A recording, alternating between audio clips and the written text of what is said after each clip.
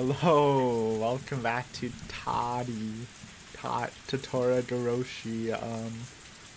I believe this is chapter 12 or 11 we're going into. And it's looking pretty bad for Keiichi. Originally, like I thought maybe Oishi could help, but he seems pretty abusive right now, so maybe that's not the best idea. And obviously Irie, while I don't like him anyways, he also betrayed Keiichi, so the only like possible friendly person I can think of is like Shion maybe. Because I did think she would come to play back into play in this because she does sort of have some relation with Satoshi. Possibly if I mean it's been confirmed Tatmo's been dead, but if she is somehow still alive, I can see that happening also. Um, mm, we also, since the corpse is missing, the unclosed corpse, I still think Keiichi should go to Satoto's house to see what's up with that. If someone's actually living there, or someone just dug up the corpse and put it somewhere else, right? So there's multiple things that can happen, and let's see how it plays out. Hopefully it goes well for my boy Keiichi. Obviously I don't believe it will, but we can all always hope. Also, Irie said he would call Keiichi's parents, but I don't know if he actually did that. The body wasn't there. The police didn't arrest me because of that, but I didn't know whether to feel happy about it. Just like Satoto had said, I'd failed to kill her uncle. The body wasn't there, so I was forced to conclude as much, no matter what strange natural disaster, coincidence, or miracle it might have implied.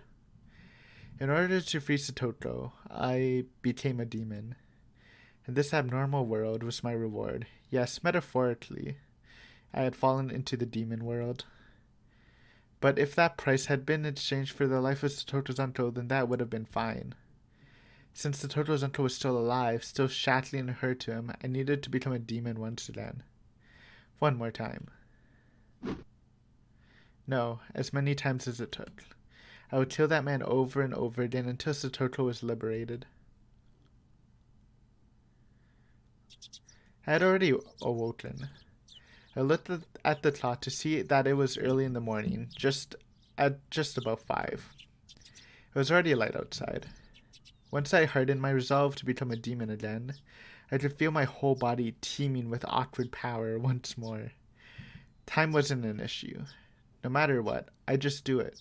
I got myself up. The exhaustion from the past 2 days was completely swept away, and I didn't even feel sleepy anymore, either. I slowly rose and made sure my body was moving just like I wanted it to.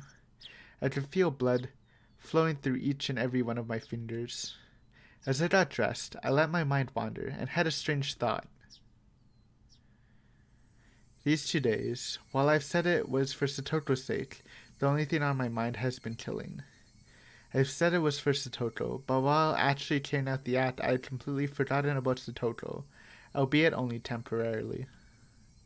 Maybe, initially, it was for Satoto's sake.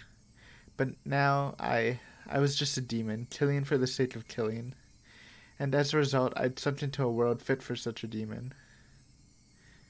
Maybe it was the same for Satoshi. He resolved himself to kill his aunt to save Satoto, became a demon, then disappeared from the sunlit Hinamizawa, vanishing into the demon world. Which meant that, after all was said and done, I'd met the same fate as him.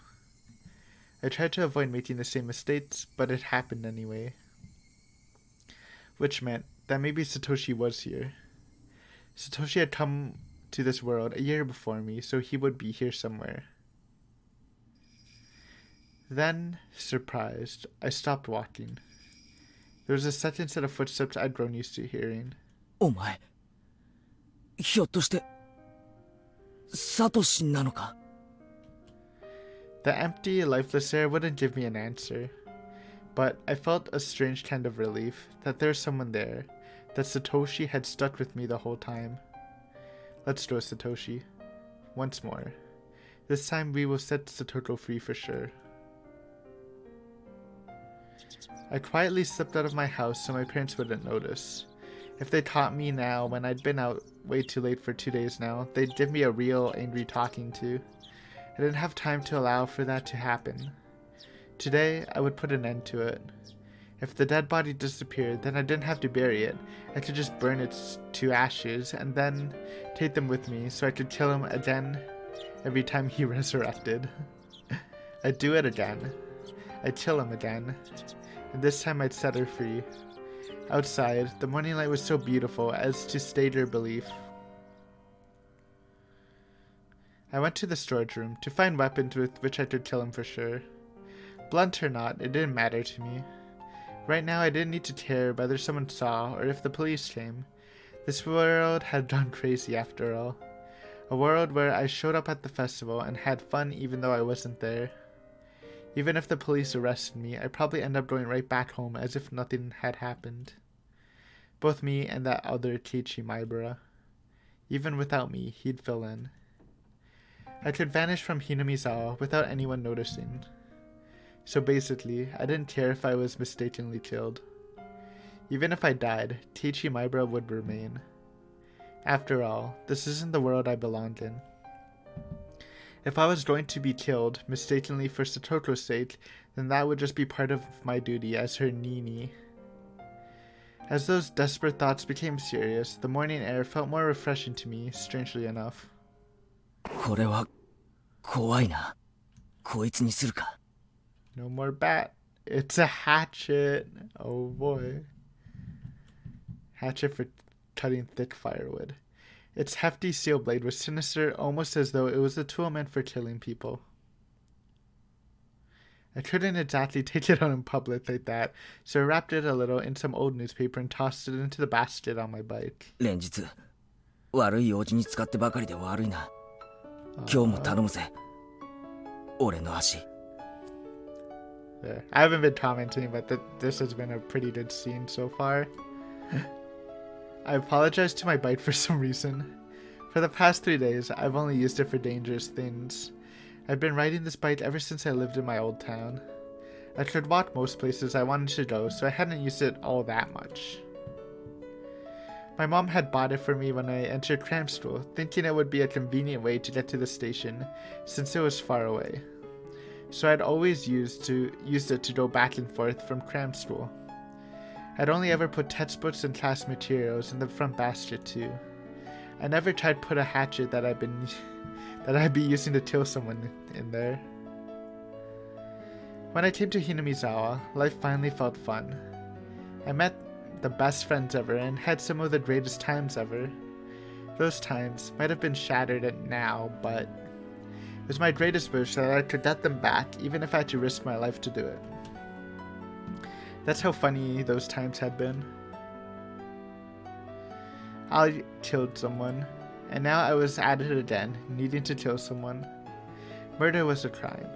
I didn't believe that people should ever think murder was okay. But still, the times I had were enjoyable enough for me to commit such a crime. My friends were irreplaceable, and the time spent with them a treasure. Hanging out, laughing, sometimes tricking each other, but always in a friendly way. I didn't fear committing any crime, as long as it was for the sake of taking back those times that gave my heart so much pleasure. Yes, this was a value I decided to uphold. It wasn't something I learned from a school teacher. It was a noble path that I chose for myself. I thought back to when I'd first come to Hinamizawa. About how on the very first day, Satoko had welcomed me via a blackboard eraser with a rock in it. That welcome really surprised the heck out of me. She would laugh, get angry, cry. She was never boring. She was obviously the most childlike one among us, but she was actually lively, full of vim and vigor, and good at meddling in other people's business.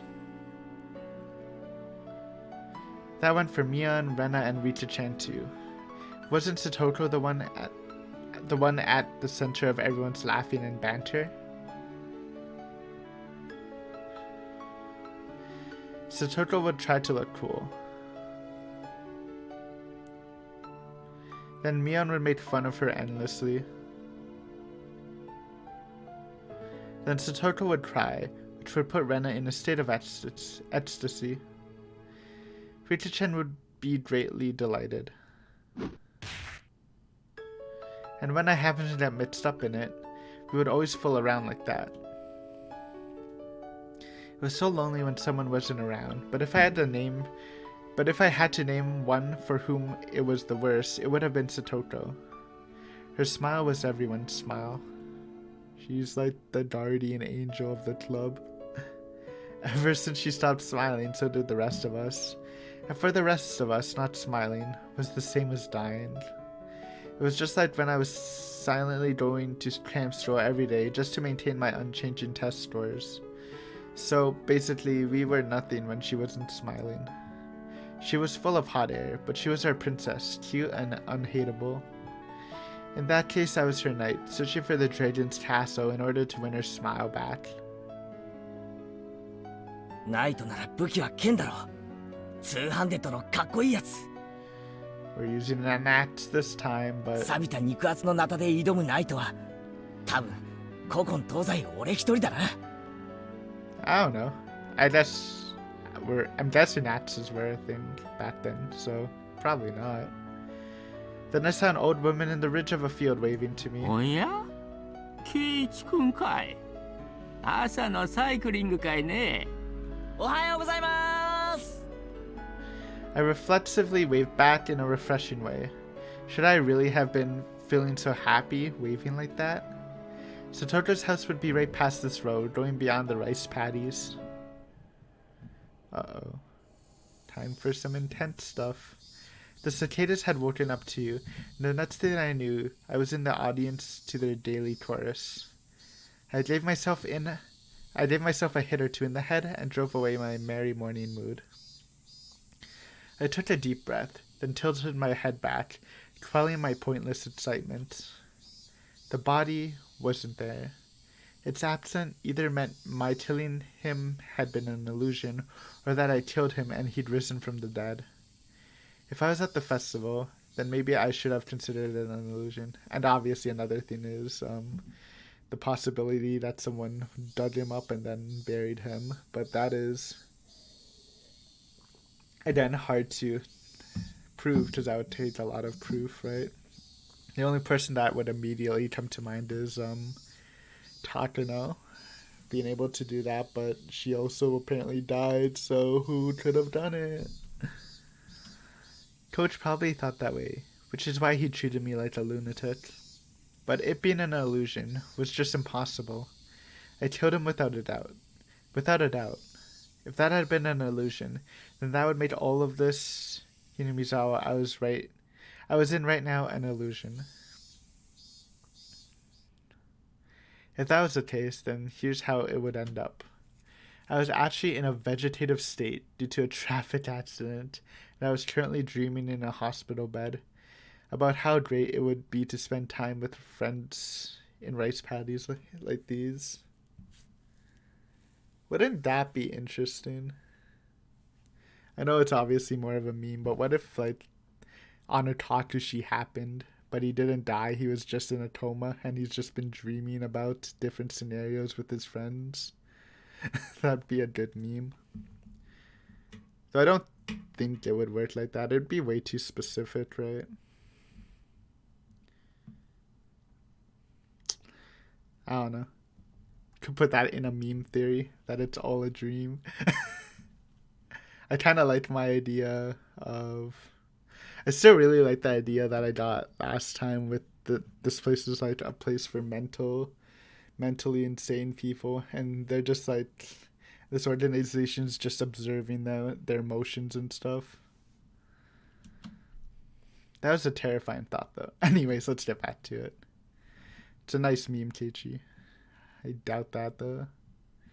Though, again, it's one of those things where you can't, like, completely remove it, especially since I've been thinking about the clinic theory. So what if, like, they put Keiichi into a medically induced coma and have been, like, playing with his brain with, like, a machine or something?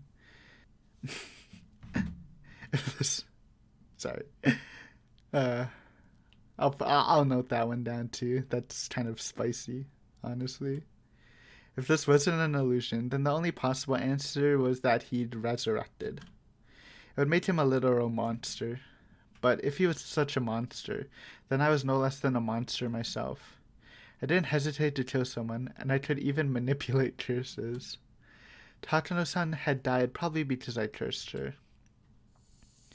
Or maybe that was a little much. If Coach and Oishi died too, then I'd curse them like I cursed them yesterday, then I believed it. I set my bicycle aside and went to take a look. His motorbike wasn't there. Of course it wasn't.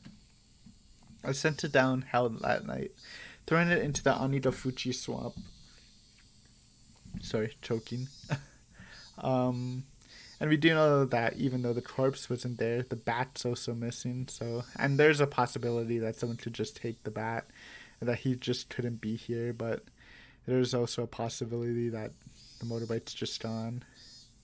There's the idea that even though the corpse isn't there, it doesn't mean that he's also here, because someone could have taken it and made the point that maybe Satoto's just so abused that she's still scared of him even though he's not there.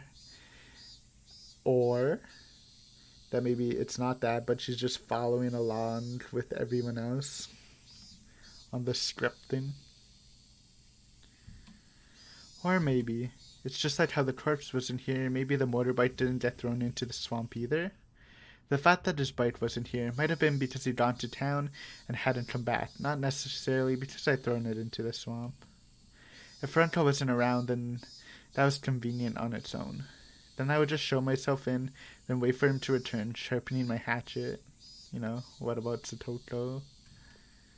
If he was there. Forbidden sensations came back to my gut. A feeling of tension rose within me. The sensation was like poison, dulling my actions, but it would also be the trigger to allow me to awaken to my superhuman, otherworldly self. Transcended Keiichi, back in action. Unstoppable. I held the hatchet, still wrapped in newspaper. Its weight in my hands was profound, sinister, and reliable. I didn't know what time it was without a clock, but it was probably still a little before 7. Satoko would probably be awake, preparing breakfast and her lunch. But our uncle would probably still be wallowing in indolence. A guy like him probably would have stayed up late drinking and probably always slept until noon. So he's talking like me, always saying probably. And consider ringing the doorbell and having Satoko open the door for me, but if her uncle woke up at the sound, I'd waste my chance of him still being asleep. If Satoko saw me sneaking inside without ringing the doorbell, she'd be surprised. If I ran into her, what would I say? I come to kill your uncle, so stay quiet. No, I couldn't do that. That would be like making Satoko responsible for his death. Be quiet and go wait outside. Maybe that would do it. How would Satoko react to that? Probably not great, as we've seen her this time. She would probably try and get me to give up on killing him. I would have to lie somehow to get her to go outside. Satoko didn't need to know that a murder was going to occur in this house. I couldn't quite think of a good lie to tell her, but I couldn't do much just standing around like this. I made up my mind and grabbed the doorknob. Was it actually unlocked? Then slowly turned it and pulled. It wasn't locked. That's very convenient. Though I have heard in smaller communities, you don't really need to lock your doors all the time because you know your neighbors well and stuff. You'd think the uncle would lock it because he's kind of a suspicious person, but it could also be laziness. The gap between, or it could be scripted and someone's pulling the strings wanting this to happen. That's why all this convenient stuff is happening for Keiichi. Especially another lucky moment was when he was going to get the bat and a random forest worker came and basically just let him take it. Or he would have probably had to struggle, maybe even like break a window. Which you could explain. You can probably set it up like it was broken from the storm, but still, right? The gap between the door and the wall steadily grew larger. The chain wasn't even on. The oppressive smell of Life in Satoto's house hit me, full of SIDS and alcohol, probably. At the entrance, there were a few pairs of shoes and sandals. I couldn't tell whether he was here or not just by looking at them. I could hear a television on somewhere. Ooh, new background. It's messy. Also, I was down to say I'm feeling pretty tense, but as soon as they cut to the Higurashi sound in the background, it kind of don't feel that tense anymore. The television was in the messy dining room. There was food scattered about the table, giving an impression decidedly different from a happy family mealtime. Meals were for eating food while thanking the person for making it, meaning whatever occurred in this dining room wasn't a meal. Nobody in sight. No sign of anyone either. But with the television on, he must have been close. Could he have anticipated my coming and be hiding, waiting for me? The tension I felt was so thick, so tight that I thought it would choke me. I mean, if he did come alive and he did regain his memories, then he would be on edge, I guess. Just, if he is a zombie or something. The newspaper wrapping the hatchet's thick blade didn't hamper its power at all. I tightened my grip on it very carefully and took a look around. Where had those peaceful feelings from before I arrived here gone? Even the sound of the sweet bubbling on my brow got on my nerves. And then I looked at the table and realized something. There wasn't breakfast. The grains of boiled rice were all hard and dried up. Then, was it last night's dinner? I left the dining room. Oh man, now the tension's back as soon as I switched away from the Higurashi, huh? Went down the hallway and found the stairs to the second floor. When that man was playing with his friends, he looked out of a second-story window. It was highly possible that the room was his own and that he slept there. I tiptoed up the edges of the stairs, quietly climbing, without making a sound. I couldn't hear any kind of snoring. I didn't hear anything up there. I went through a few rooms, slowly and quietly opening the paper doors, checking inside. But I still couldn't find anyone around. To search more efficiently, I got down from the floor and pressed my ear right up to it. I could hear the television in the dining room and a low hum, perhaps of boiling water. It was then that I started to harbor some feeling of suspicion. This house wasn't right. It seemed like people had been here since the TV was on, but it wasn't normal for nobody to be around this early in the morning. I silently descended the stairs and went back to the dining room. I looked at the food scattered about. Completely dried up rice, an overturned bowl of miso soup, the package for a side dish bought at the supermarket. I could tell Satoto had definitely been the one who made this. The food was far from Mion's perfection or Rena's gentleness, but it was sincere. Judging from how she cooked for me at my house and the type and amount of side dishes, I deduced the meal was from last night. The number stamped into the food package read 830620. June 20th, 1983. That was yesterday. And there's food for two, which meant that this was last night's dinner and Satoko's uncle would have been there then. Been here then. Stop it, Keiichi. Don't ever think about saying the word impossible again. Anyway, her uncle was here last night. That much was the truth. He had found fault with Satoko's food, thrown the bowl of miso soup and flung the rest everywhere. Hidden deep within my feelings of calm and composure was lit a flame of anger and a curse. Should I have ever shown this man any mercy? Bump. I heard the sound again, the one from before, like a water boiler. Where was it coming from? The first floor? But where? The bathroom, maybe? I could hear the noise coming from the other side of the frosted glass at the far end of the changing room. Oh, someone's in the shower? It had to have been the sound of the water boiler for the bath. Steam was enshrouding the glass door, and the heat from it was leaking into the changing room where I was standing too. My misgivings deepened. People didn't normally take a bath this early in the morning, I guess in Japan.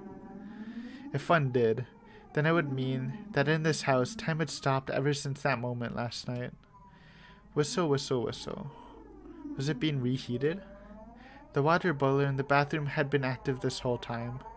I checked in a clothing basket and saw Satoru's familiar uniform stuffed in it.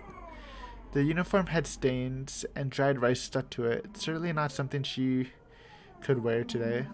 It was probably from the miso soup at the dinner table yesterday. I looked hard at the frosted glass, but I couldn't see anything through all the steam. And then an electrical surge ran through my mind, and a terrible premonition came over me. Could she couldn't possibly have been there since last night. That would be impossible. Oh, that would be... Well, I don't know. Would you die from being in the shower for that long? Maybe. But no, in Hinamizawa right now, nothing was impossible. I gulped audibly, then quietly pulled aside the glass door. Hot steaming air burst out of the slight opening. The fan wasn't on in the changing room, so it went completely white with the steam. Is she dead? Just as the hot vapor poured into the changing room, cooler air also flowed into the room with the bath. And I just heard, due to being hit by that air, a very weak moan. Oh man, it was actually right. That was all I needed to know who it was. Oh.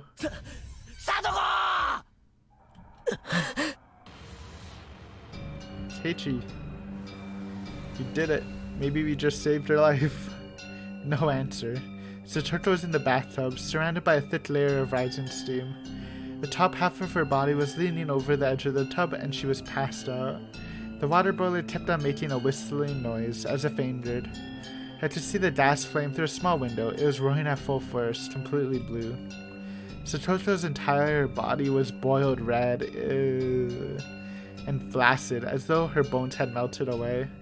She was almost like a doll, as she lay there unconscious. I wasn't sure how many seconds passed as I stared in incomplete bafflement. I came back to my senses and promptly shut off the boiler. Then I dragged Satoru's small body out of the bathtub. The water in it was as hot as the water in public baths. Was she in the boiling water for the entire night? She'll die, she'll die. Satoru's body was lighter than I expected. Yeah, I mean, obviously, if someone was in boiling water, then they'd die. I wasn't thinking it was boiling that hot. Then I'd expected as I laid her on the floor and wrapped her in a towel. I went back to the bathroom and opened up a vent, creating a path for a cool breeze to come through. Upon the breeze hitting her, Satoru moaned again. This is actually clutch.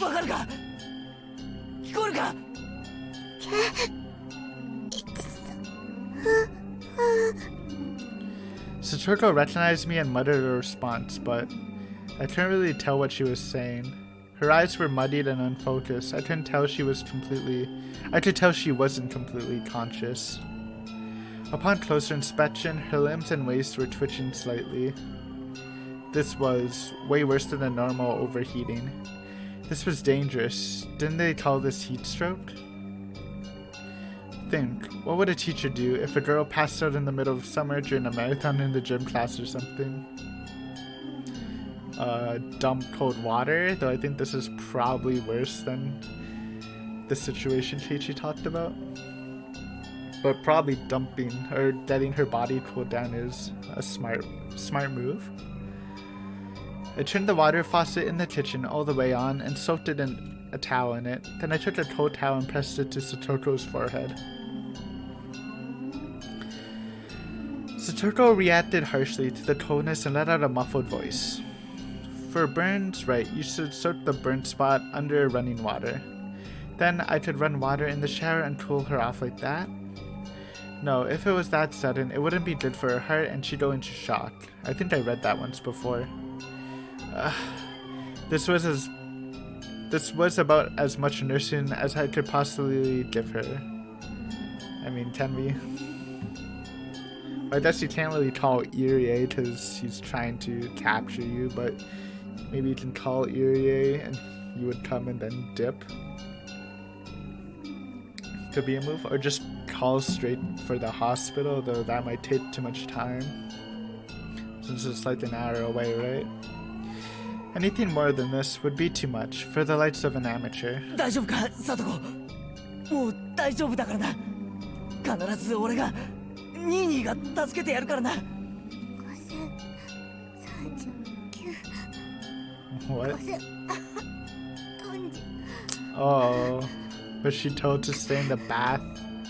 Oh, didn't they mention about in her breakdown last session or 2 sessions ago where she said the uncle told her she smelled or whatever and she needed to take more baths, so maybe he forced her to stay in there for a certain amount of time or whatever, and obviously she fainted, and by someone, yeah, something like that. What was Satoko reciting under her breath?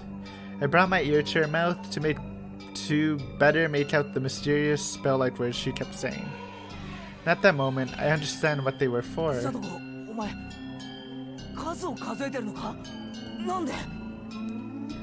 People tell little kids in the bath to count to 100 a lot, right? Satoko was counting like that, yeah. But 5,039. お前の家の風呂はいくつ数える決まりになってんだよ。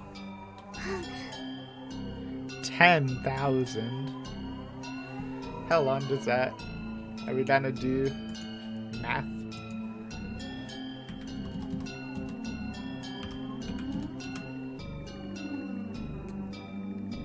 Is that right? Wait. Is that supposed to be 166 hours? Or did I do that wrong?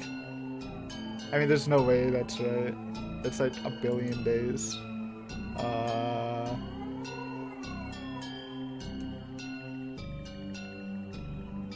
Yeah, I mean, isn't it? Okay, I don't know. It's a long time though.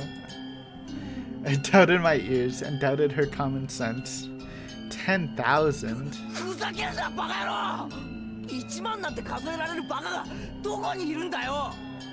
数えられるわけねえだろ。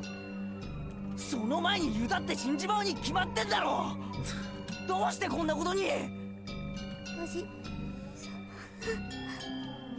Last night, her uncle flew into a rage at the dinner she made, saying it stunk and was inedible.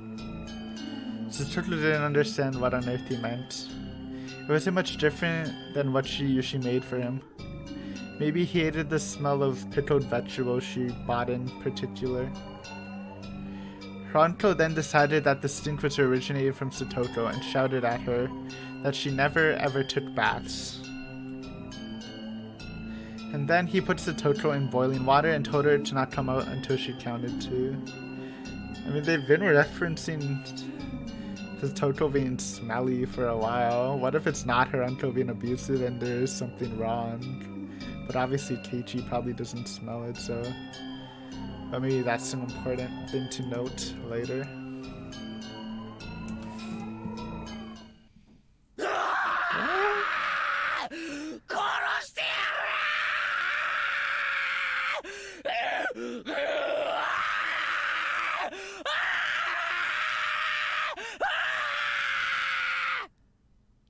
God, I love you, Teichi. Those streams are so good. I snapped and exploded. Raising the newspaper wrapped hatchet, I stampede through the house. I search for anything, traces, signs, smells, vibrations, heartbeats. With a war cry, I raced up the stairs with such force I could have stomped a hole through them. Then I found the futon on the room I thought to be her uncle's, and well aware he wasn't sleeping in it, I bashed it with the hatchet. Did he run into the closet? I'll bust the entire closet down, door and all. And if he's not there, maybe there's a secret door. Any switches or levers in the walls here? I smashed the wall into wall after wall with the hatchet, crushing them. Dust rose into the air, and broken pieces scattered about the floor. I smashed all the glass windows too, for good measure.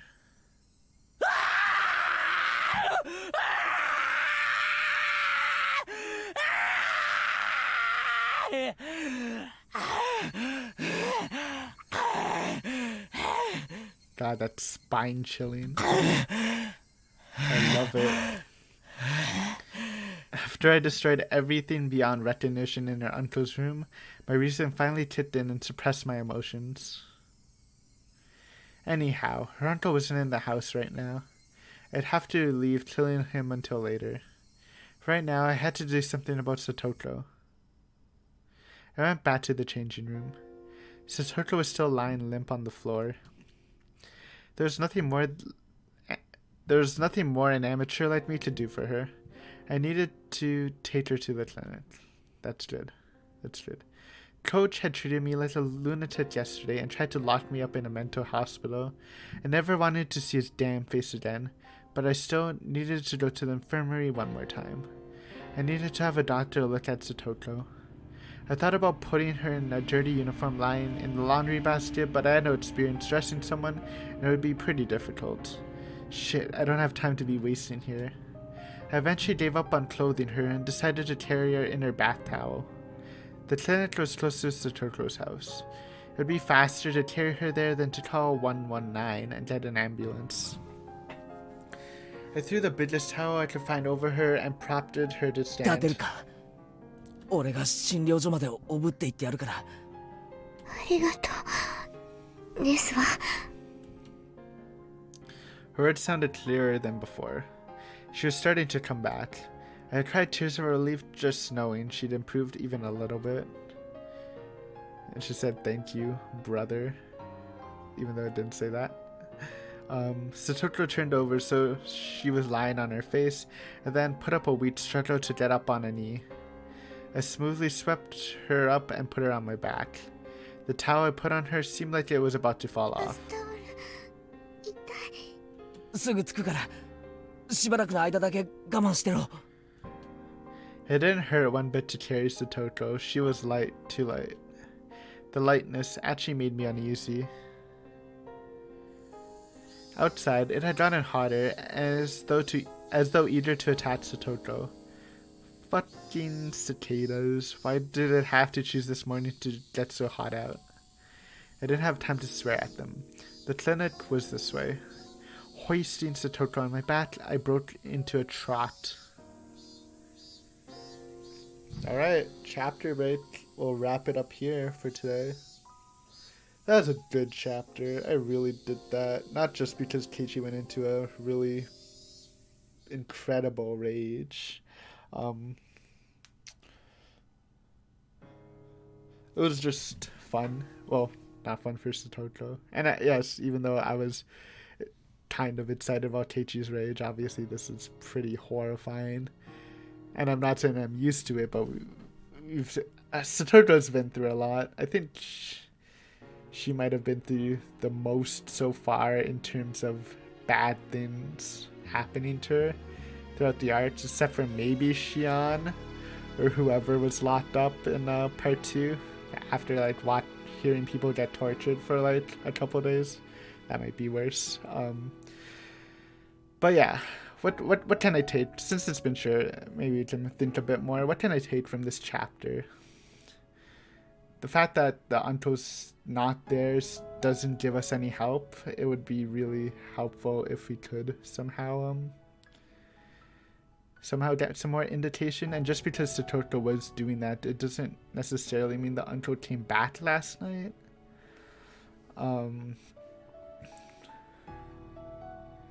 Trying to think, why does the Anto think Satoko's smelly? I don't know. I don't know if there's something more to that, but it's not really coming to me. Didn't we get something cool? Oh yeah, Keiichi's in a coma theory.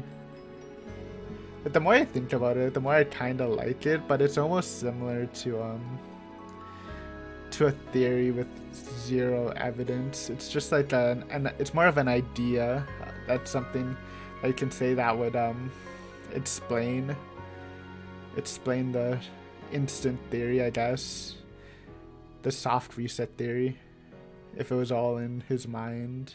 But at the same time, it doesn't really have any evidence, except maybe the fact that doctors keep, or in the first, I mean, you can go back on it and say that Onitakashi didn't even happen, and like the truth is like a mix of everything that's been happening through the question arcs. And you can say the doctors are evil or whatever. My suspicion of the doctors is actually the doctors taking care of him or whatever, or tormenting him, whether it's like the normal coma or like medically induced and they're researching him. Maybe that's why they seem more evil. It's not bad, but it's just it would go on like the meme theory just for not actually having any evidence. Like I like it, but I still think Clinic is evil, or Clinic is hosting the evil group is still probably my favorite theory.